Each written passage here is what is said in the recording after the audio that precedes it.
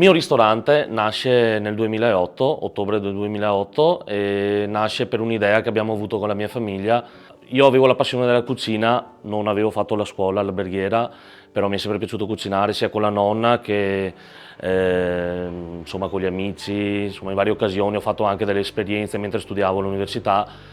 Mi sono buttato con la mamma e il papà e abbiamo detto perché non ristrutturare questo posto che è insomma, in una posizione carina e provare a fare un agriturismo, essendo che c'era un allevamento prima, abbiamo gli animali, avevamo e abbiamo ancora in parte terreno dove insomma, coltiviamo gli ortaggi e insomma, frutteti, le cose che riutilizziamo anche qua per cucinare attualmente. E niente, insomma, ci siamo buttati su questa esperienza e abbiamo aperto un po' così in maniera casuale, ecco, senza avere delle basi solide e una scuola. Da là ho iniziato, ho preso passione di questo lavoro, ho fatto un'esperienza,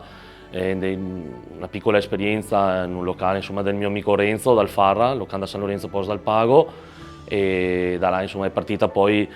questa voglia di passare da agriturismo a ristorante.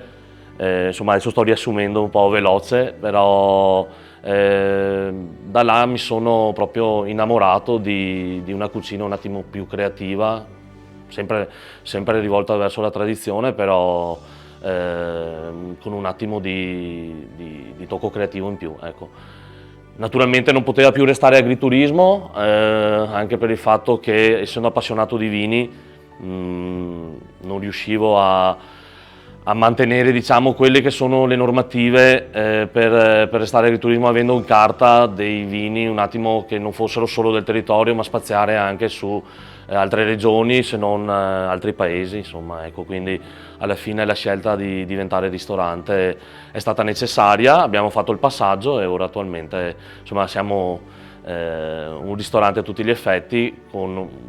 diciamo che se uno viene ora e è venuto 13 anni fa è un po'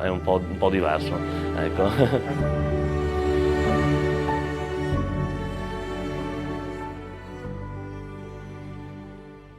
In generale tutta la cucina, un po' anche come tutti i lavori in verità, l'amore e la passione siano la cosa che ti dà il risultato vero alla fine, perché non si riesce a fare bene un piatto se non c'è dedizione, passione e attenzione, insomma, ecco. Essendo che San Valentino cade un po' non tanto dopo le feste di Natale, le feste di Epifania, abbiamo fatto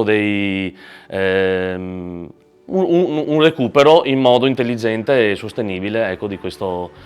nostro prodotto per creare il pan, pera e vino, che è un dolce in cui abbiamo una base che ricorda diciamo, un po' una pinza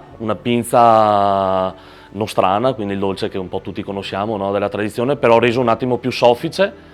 e cremoso, viene caramellizzato in padella con dello zucchero di canna, poi ci adagiamo sopra un gelato alla fava di tonka che non fa altro che dare un po' di freschezza e leggerezza, e un estratto, anzi una riduzione di vino rosso, ok? Quindi vino rosso, insomma, San Valentino, rosso, passione, amore.